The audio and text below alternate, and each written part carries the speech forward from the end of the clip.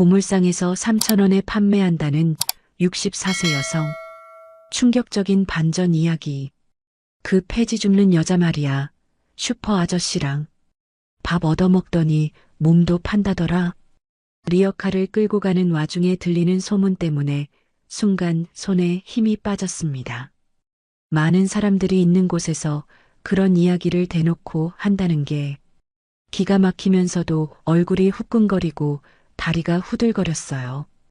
그 사람들이 저를 보고 모두 비웃는 것 같았습니다. 집에 와서도 그 말이 계속 머릿속에 맴돌았어요. 저는 그 사람을 피하기로 마음먹었습니다.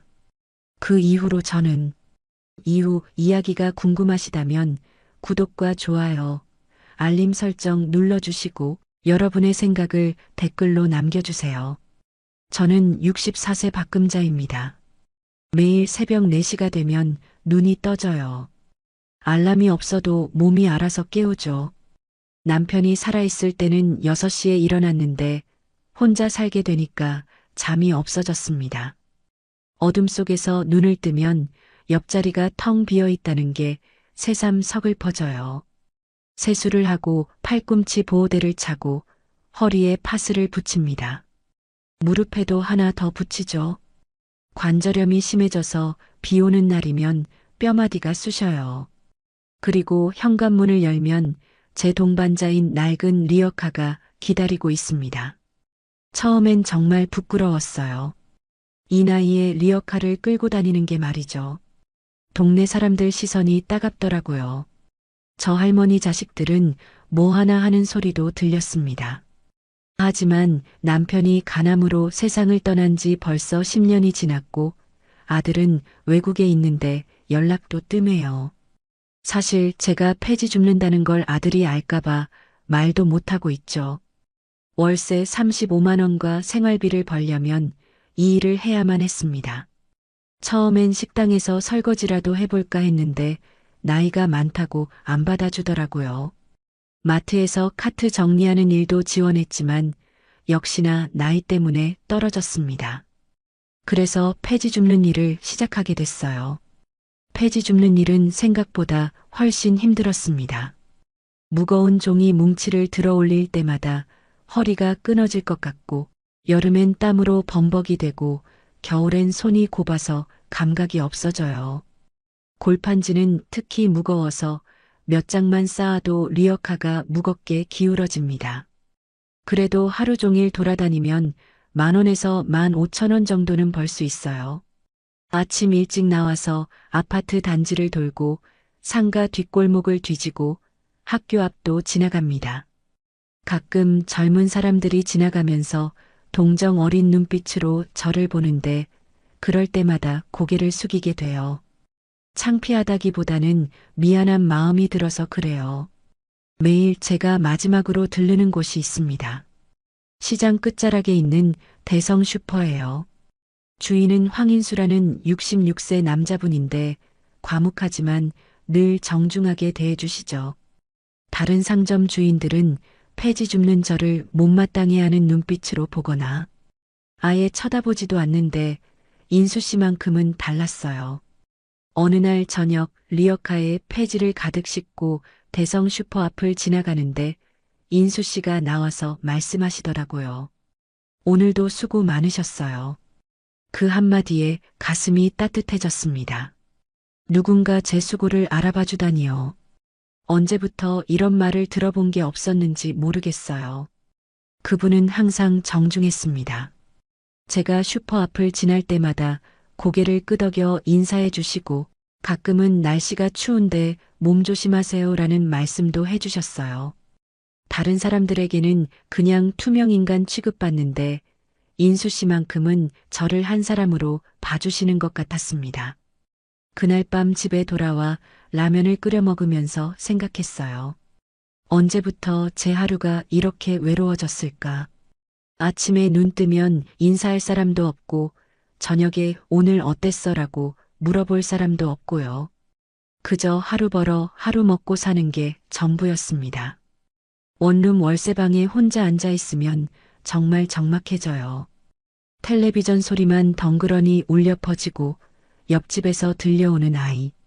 웃음소리나 부부가 대화하는 소리가 더욱 제 외로움을 크게 만들어요. 하지만 대성 슈퍼 황인수 씨만큼은 제게 따뜻한 한마디를 건네주는 분이었습니다. 그날도 평소와 다름없이 폐지를 주워 리어카에 가득 실었습니다. 손이 시려서 주머니에 넣고 나왔다가 다시 넣고 했어요. 겨울바람이 유독 차가웠거든요. 오후 2시쯤 되니까 배가 고팠지만 집에 가서 라면이나 끓여 먹으려고 했죠. 대성 슈퍼 앞에서 폐지를 정리하고 있는데 인수 씨가 문을 열고 나왔어요. 평소처럼 인사를 건넬까 하는데 갑자기 말하더라고요. 김치찌개 끓였는데요. 점심 같이 드실래요? 순간 귀를 의심했습니다.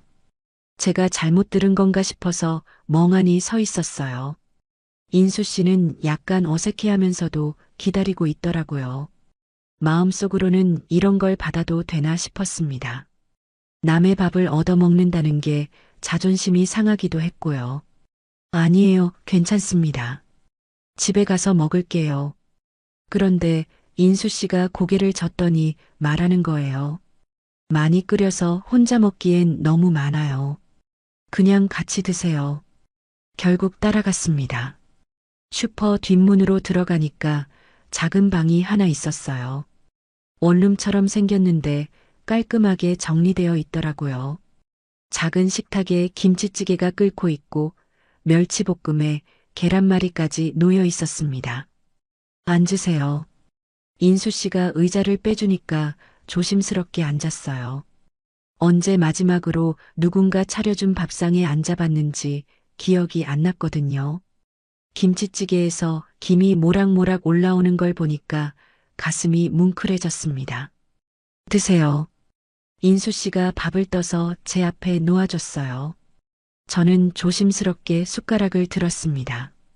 김치찌개를 한 숟갈 떠서 입에 넣는 순간 갑자기 눈물이 핑 돌더라고요.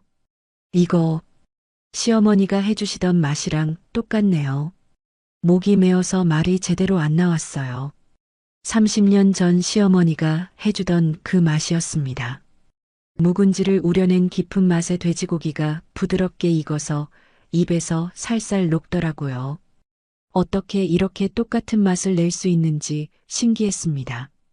인수 씨는 아무 말 없이 조용히 지켜보고 있었어요. 제가 우는 것도 어색해하지 않고 그냥 기다려주더라고요. 시어머니가 돌아가신 이후로 누가 차려준 밥. 처음이에요. 정말 그랬습니다. 시어머니가 돌아가시고 나서는 남편이 해준 적도 없고 남편 돌아간 후엔 더더욱 혼자였으니까요. 10년 만에 처음으로 누군가 정성껏 차려준 밥상이었어요. 인수 씨가 조용히 미소를 지으더니 말했습니다. 이제부턴 제가 자주 해드릴게요. 그 맛으로요. 그 말에 또 눈물이 났어요. 정말 오랜만에 따뜻함을 느꼈거든요. 누군가 저를 생각해서 밥을 차려준다는 것, 그리고 또 해주겠다고 약속해준다는 것이 얼마나 고마운지 몰라요. 그날 점심을 다 먹고 나서도 한참을 앉아 있었습니다. 일어서기가 아쉬웠어요. 집에 가면 다시 혼자가 될 텐데 이 따뜻한 시간이 끝나는 게 싫었거든요. 인수 씨도 급하게 나가라고 하지 않고 천천히 기다려줬어요. 마지막에 일어서면서 정말 고맙습니다라고 인사를 했더니 인수 씨가 언제든 오세요라고 말해줬습니다. 그 한마디가 제 마음속에 작은 희망을 심어준 것 같았어요. 그날 이후로 뭔가 달라졌어요. 제 하루 일과에 새로운 리듬이 생긴 거죠. 아침에 일어나면 오늘도 인수 씨가 밥을 해주실까 하는 생각이 들고 폐지를 주우러 나갈 때도 발걸음이 조금 더 가벼워졌습니다. 처음엔 매일 가기가 미안했어요. 남의 밥을 계속 얻어먹는다는 게 부담스럽기도 했고요. 그래서 이틀 정도 안 갔는데 인수 씨가 슈퍼 앞에서 기다리고 있더라고요. 어제 오늘 안 오시길래 어디 아픈 건 아닌가 걱정했어요. 그 말을 듣고 마음이 짠해졌습니다. 누군가 제가 없다는 걸 알아차려 주다니요. 그날부터는 매일 점심 무렵이면 대성 슈퍼로 발걸음을 옮겼어요. 인수 씨는 정말 신기한 분이었습니다. 제가 뭘 좋아하는지 금세 알아차리더라고요. 어느 날 된장찌개를 먹으면서 된장찌개가 제일 맛있어요 라고 중얼거렸는데 그 다음부터는 된장찌개가 자주 나왔어요. 김치찌개, 부대찌개, 미역국도 해주지만 유독 된장찌개가 많이 나왔죠. 반찬도 항상 정성스럽게 준비해 주었어요. 멸치볶음, 계란말이, 시금치나물, 콩나물 무침까지. 혼자 사는 남자가 이렇게 반찬을 잘 만들 줄 아는 게 신기했습니다. 물어보니까 부인을 일찍 여의고 혼자 살다 보니 요리를 배우게 됐다고 하더라고요. 저도 처음엔 라면만 끓여 먹었는데 그러다 보니 몸이 망가지더라고요. 그래서 하나씩 배웠어요. 인수 씨도 저처럼 혼자였던 거예요. 그래서인지 제 마음을 더 잘 알아주는 것 같았습니다. 어느 날은 비가 억수같이 내렸어요. 폐지 주우러 나갔다가 흠뻑 젖어서 슈퍼에 도착했는데 인수 씨가 수건을 내밀더라고요. 그리고 구석에서 비닐우산 하나를 꺼내주면서 말했습니다. 이거 쓰세요. 손님이 두고 간 건데 안 가져가니까요. 사실 새 우산인 게 뻔했어요. 포장지 자국도 남아 있었거든요. 하지만 제 자존심을 생각해서 그렇게 말해준 거겠죠. 또 어느 날은 무릎이 너무 아파서 절뚝거리며 갔는데 인수 씨가 파스를 내밀더라고요. 이거 효과 좋아요. 제가 써본 거라 확실해요. 작은 것 하나하나가 다 고마웠습니다. 누군가 제 아픔을 알아주고 챙겨준다는 게 얼마나 감사한지 몰라요. 그러던 어느 날 밤이었어요. 하루 종일 폐지를 주워서 몸이 피곤해 일찍 잠자리에 들려고 하는데 핸드폰이 울렸습니다. 문자였어요. 황인수라는 이름이 뜨더라고요. 언제 번호를 주고받았는지도 기억이 안 났는데 아마 비 올 때 연락하라고 하면서 주고받은 것 같아요. 내일 된장찌개 끓여 놓을게요. 목 좋게 우려놨어요. 그 문자를 보는 순간 가슴이 따뜻해졌어요. 누군가 저를 위해 준비를 하고 있다는 것, 그리고 그걸 알려준다는 것이 얼마나 고마운지요. 핸드폰을 꽉 안고 웃음이 나왔습니다. 그날 밤 잠자리에서 생각했어요. 언제부터 내일이 이렇게 기다려진 적이 있었을까요? 남편이 살아있을 때도 매일이 비슷했는데 지금은 내일이 오는 게 설레더라고요. 누군가 저를 기다리고 있고 저도 누군가를 만날 수 있다는 것만으로도 하루하루가 달라 보였습니다. 10년 만에 처음으로 내일을 기다리게 해준 사람이 생겼어요. 그날도 평소처럼 아침 일찍 나와서 폐지를 주었어요. 날씨가 좋아서 기분도 괜찮았고 인수 씨가 어제 문자로 내일 미역국 끓여놓겠다고 해서 점심이 기대되기도 했죠. 리어카에 폐지를 가득 싣고 시장으로 향하는 발걸음도 가벼웠습니다. 시장 입구에 들어서는데 반찬 가게 앞에 아줌마 서너 명이 모여서 이야기하고 있더라고요. 평소에도 그분들이 거기서 수다 떠는 걸 자주 봤어서 그냥 지나가려고 했어요. 그런데 제가 지나가면서 들은 말이 그 폐지 줍는 여자 말이야. 슈퍼 아저씨랑 밥 얻어먹더니 몸도 판다더라. 순간 발걸음이 멈췄어요. 제 귀를 의심했죠. 설마 저한테 하는 말일까 싶어서요. 세상에 그 나이에 저게 무슨 꼴이래. 또 다른 목소리가 들렸습니다. 이번엔 확실했어요. 저에 대한 이야기였어요. 흉하잖아. 시장통이 다 안다더라. 매일 슈퍼 가서 밥 얻어먹고 그러더니만. 가슴이 철렁 내려앉았습니다. 온몸에 힘이 쭉 빠지면서 리어카 손잡이를 놓칠 뻔했어요. 두 다리가 후들후들 떨려서 제대로 서 있기도 힘들었죠. 귀가 뜨겁게 달아올랐어요. 얼굴도 화끈거리고요. 목이 막혀서 숨쉬기도 어려웠습니다. 주변 사람들이 다 저를 보는 것 같았어요. 손가락질하며 수군대는 것 같고 비웃는 것 같고요. 몸도 판다는 말이 머릿속에서 계속 맴돌았어요. 그냥 밥 한 끼 얻어먹었을 뿐인데 사람들 입에서는 이런 말이 나오는 거예요. 64살 할머니가 66살 할아버지한테 밥 얻어먹는 게 그렇게 이상한 일인가요? 반찬 가게 앞을 지나가면서도 계속 웅성거리는 소리가 들렸어요. 요즘 저런 사람들이 많다더라. 뻔뻔하게. 자식들한테 연락이라도 해보지. 남한테 패 끼치고. 한마디 한마디가 칼로 찌르는 것 같았습니다. 가슴이 아파서 숨을 제대로 쉴 수가 없었어요. 고개를 숙이고 빨리 그 자리를 벗어나고 싶었지만 다리가 말을 안 들었어요. 그제서야 깨달았습니다. 아, 사람들이 다 보고 있었구나. 제가 매일 슈퍼에 가는 것도, 인수 씨가 밥을 해주는 것도 다 지켜보고 있었던 거예요. 그리고 그걸 이런 식으로 해석하고 있었던 거죠. 인수 씨의 친절이 저한테는 그냥 고마운 일이었는데 남들 눈에는 수상하게 보였나 봐요. 64살 여자와 66살 남자가 매일 만나서 밥을 같이 먹는다는 게 그렇게 이상해 보인 걸까요? 간신히 발을 떼어서 그 자리를 벗어났어요.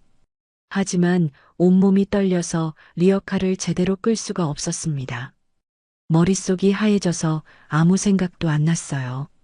그냥 빨리 집에 가고 싶었죠. 대성 슈퍼 쪽으로 가는 길목에서 방향을 돌렸어요. 인수 씨를 만날 수가 없었거든요. 이런 소문이 돈다는 걸 어떻게 말해요? 그분도 저 때문에 이상한 소리 듣고 계실 텐데요. 집에 돌아와서도 한참을 멍하니 앉아 있었어요. 몸도 판다는 말이 귓가에서 떠나질 않았습니다. 정말 땅속으로 꺼져버리고 싶었어요. 그날 이후로 슈퍼 쪽으로는 발을 돌리지 않았습니다. 인수 씨가 기다리고 있을 텐데 미안했지만 갈 수가 없었어요. 사람들 시선이 무서웠거든요. 그 일이 있고 나서 며칠째 방에서 나오지 않았어요. 폐지를 주우러 나갈 엄두도 안 났고 밥도 제대로 먹지 못했습니다. 라면 한 개가 이틀째 그대로 있었어요. 먹고 싶은 마음도 없고 뭘 해도 의미가 없는 것 같았거든요. 계속 이불을 뒤집어 쓰고 누워 있었는데 몸이 이상했어요. 열이 나는 것 같기도 하고 온몸이 무겁고 나른했습니다. 손발도 저리고요. 처음엔 마음이 아파서 그런 줄 알았는데 점점 몸이 이상해지더라고요. 사람들이 하는 말이 계속 머릿속에서 맴돌았어요. 몸도 판다. 그 나이에 저게 무슨 꼴이래. 흉하잖아. 그 말들이 귓가에서 떠나질 않았습니다. 눈을 감아도 들리고 일어나려고 해도 들리고요. 인수 씨한테 정말 미안했어요.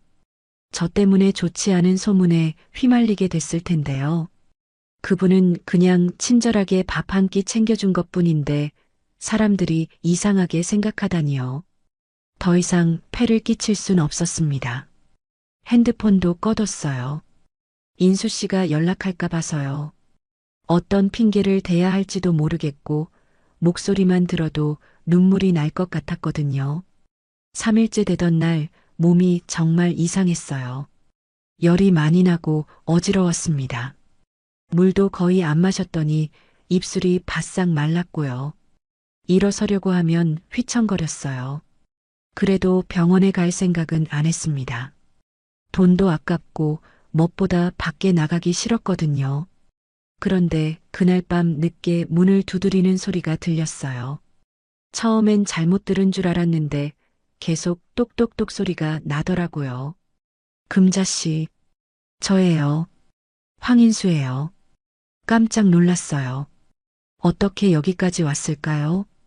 제 주소를 어떻게 알았는지도 궁금했고요. 제발 문 좀 열어봐요. 걱정돼서 잠도 못 자겠어요. 인수 씨 목소리가 떨리고 있었어요. 정말 걱정하고 있다는 게 느껴졌죠. 당신이 없으니까 밥을 먹을 이유도 없어졌어요. 그 말을 듣는 순간 가슴이 뭉클해졌어요. 저도 모르게 눈물이 났습니다. 누군가 제가 없어서 밥도 못 먹는다고 하다니요. 이런 말을 들어본 게 언제인지 기억도 안 났어요. 문을 열었어요. 인수 씨가 서 있는데 얼굴이 창백했어요. 머리도 젖어 있고 손도 떨리고 있었습니다. 비를 맞고 온 것 같았어요. 어머, 이게 무슨... 제 모습을 본 인수 씨가 깜짝 놀라더라고요. 거울을 안 본 지 며칠 됐는데 아마 말이 아니었을 거예요. 지금 당장 병원 가야겠어요. 인수 씨가 제 어깨를 붙잡으면서 말했어요. 저는 괜찮다고 하려고 했는데 말이 제대로 안 나왔습니다. 목소리도 갈라졌고요. 택시를 불러서 병원에 갔어요. 응급실에서 진료를 받았는데 의사가 독감이랑 탈수라고 하더라고요. 물을 거의 안 마시고 제대로 안 먹어서 그렇다고요. 며칠 정도 입원해야겠습니다. 의사 말에 깜짝 놀랐어요. 입원비가 얼마나 나올지 걱정됐거든요. 그런데 인수 씨가 병원비를 다 내더라고요. 괜찮아요. 제가 낼게요. 말려도 듣지 않았어요. 병실로 옮겨진 후에도 인수 씨는 계속 옆에 있었습니다. 의자에 앉아서 밤새 지켜봐 주더라고요. 사흘 동안 인수 씨가 병실을 지켰어요. 죽이라도 챙겨주고 간호사가 올 때마다 이것저것 물어보고요. 정말 가족처럼 돌봐줬습니다. 그제서야 깨달았어요. 이분은 정말 저를 걱정해 주는구나. 남들이 뭐라고 하든 상관없이 말이에요. 퇴원하는 날 인수 씨가 제 원룸까지 데려다 줬어요. 사흘 만에 돌아온 집은 썰렁했습니다. 아무도 없었던 방에 먼지가 앉아 있고 시든 화분만 덩그러니 놓여 있더라고요. 들어가세요. 푹 쉬어야 해요. 인수 씨가 가방을 들고 따라 들어왔어요. 좁은 원룸을 둘러보더니 조용히 말했습니다. 여기서 혼자 계시기엔 너무 쓸쓸해 보여요. 맞는 말이었어요. 혼자 살기 시작한 지 10년이 됐지만 여전히 적응이 안 됐거든요. 특히 밤이 되면 정말 외로웠죠. 인수 씨가 냉장고를 열어보더니 한숨을 쉬었어요. 텅 비어 있었거든요. 며칠 동안 제대로 안 먹었으니까요. 마트 가서 장이라도 봐야겠네요. 그런데 저는 괜찮다고 혼자서도 잘 살 수 있다고 말했어요. 더 이상 폐를 끼치고 싶지 않았거든요. 이제 괜찮아요. 병원에서 나았으니까 혼자서도 잘 살 수 있어요. 인수 씨가 제 쪽을 바라보더니 의자에 앉았어요. 한참 동안 아무 말도 하지 않고 저를 바라보고 있었습니다. 금자 씨, 네, 우리 그냥 슈퍼 뒷방에 같이 살아요. 순간 귀를 의심했어요. 무슨 말인지 이해가 안 됐거든요. 뭐라고요? 다 퍼질 대로 퍼진 소문인데 이제 와서 뭐가 달라지겠어요. 인수 씨가 담담하게 말했어요. 어떤 각오를 다진 것 같은 표정이었습니다. 사람들이 어차피 이상하게 볼 거면 차라리 정말로 같이 사는 게 나을 것 같아요. 서로 혼자 외롭게 사는 것보다요. 저는 멍하니 인수 씨를 바라봤어요. 이 사람이 지금 뭘 말하고 있는 건지 정말 모르겠더라고요. 그런데 저는 정 가진 것도 없고 드릴 것도 없어요. 정말 그랬어요. 변변한 살림살이도 없고 돈도 없고 내세울 것도 없었거든요. 64살의 폐지 줍는 여자가 무엇을 줄 수 있겠어요. 요리도 못하고 집안일도 서툴러요. 오히려 집만 될 텐데요. 인수 씨가 고개를 젓더니 말했어요. 저한테는 당신이 같이 밥 먹어주는 사람이면 돼요. 그 말에 가슴이 뭉클해졌어요. 누군가 제 존재 자체를 필요로 한다고 말해주다니요. 혼자 밥 먹는 게 얼마나 쓸쓸한지 아세요?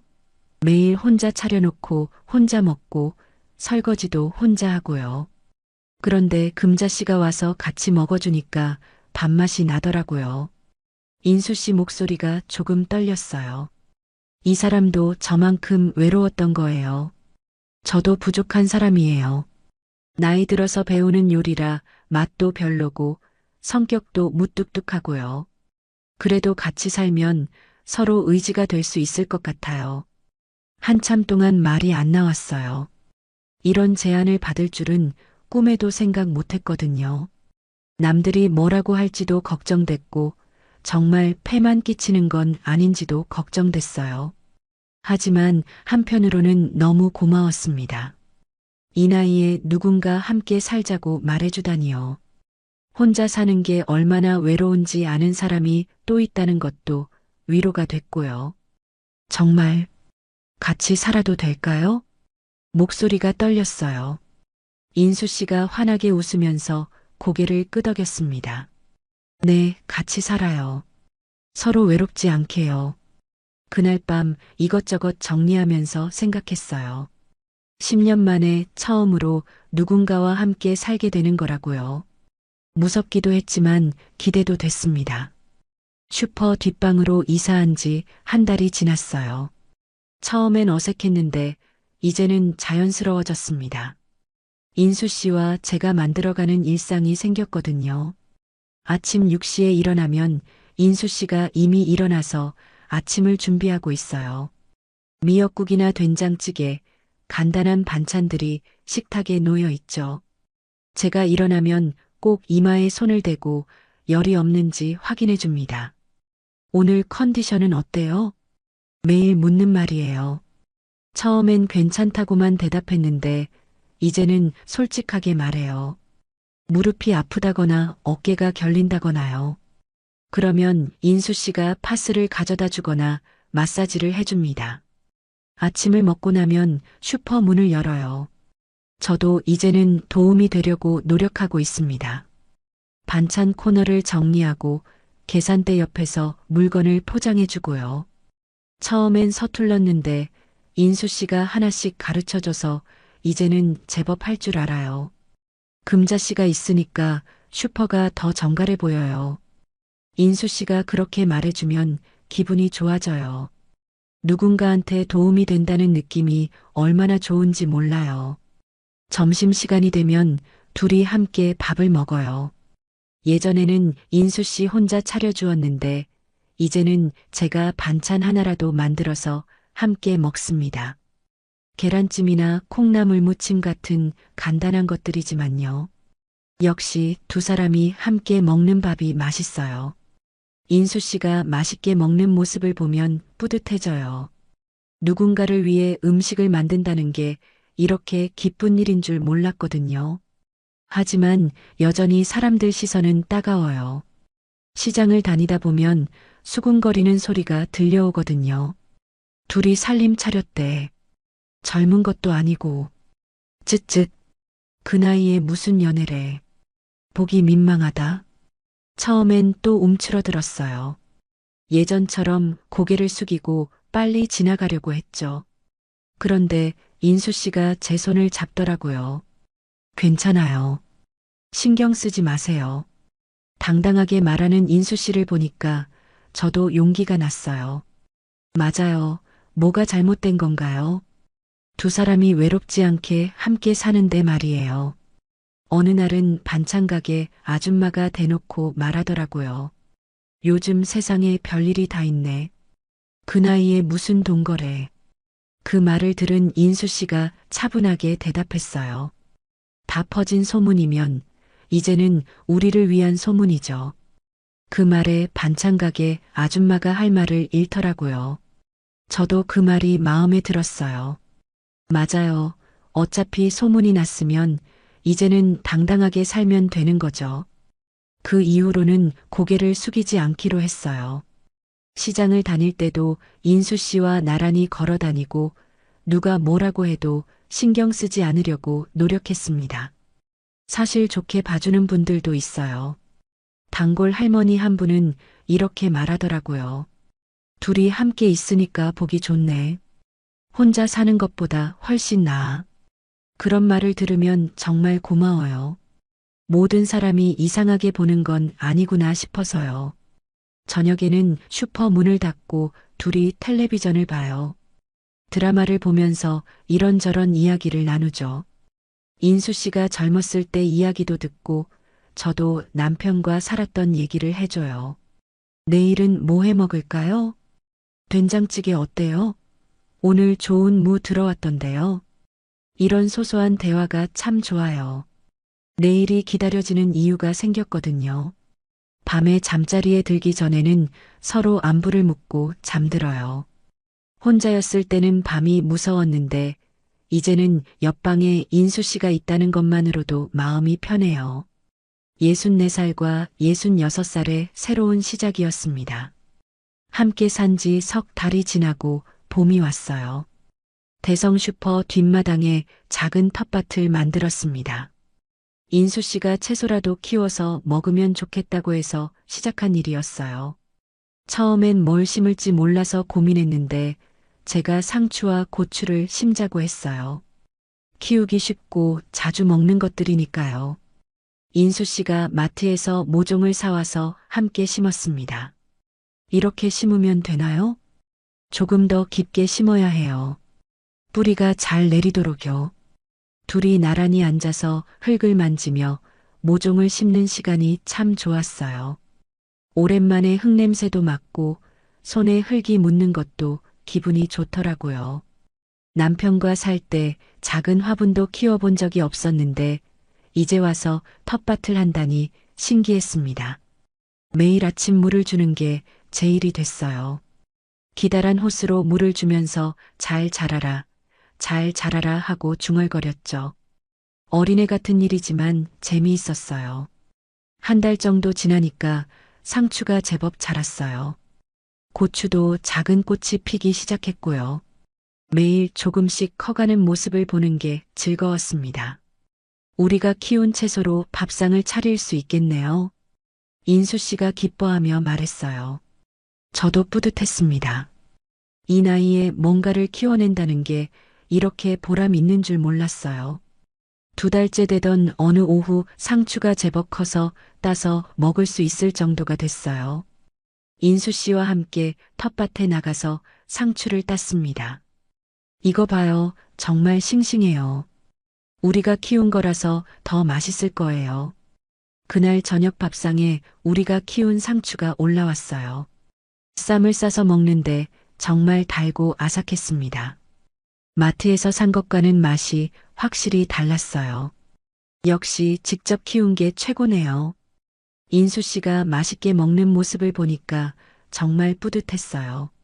함께 키우고 함께 먹는다는 게 이렇게 좋은 일인 줄 몰랐습니다. 요즘은 매일 저녁 텃밭에 나가서 물을 주고 있어요. 오늘도 고추에 물을 주고 있는데 인수 씨가 옆에서 상추 잎을 따고 있더라고요. 금자 씨. 네. 후회 안 해요? 갑자기 뭔 소리인가 싶어서 인수 씨를 바라봤어요. 뭐요?